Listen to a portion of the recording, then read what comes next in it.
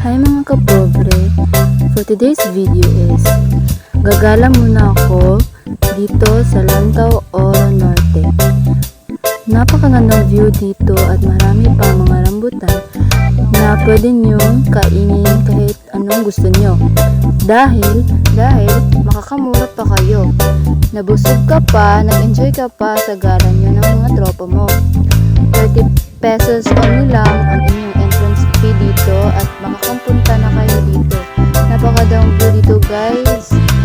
Dapat pumunta kayo ng maaga dito dahil hindi pa nauubos ang bunga ng mga rambutan dito guys. Yan. Tikit tayo dyan muna.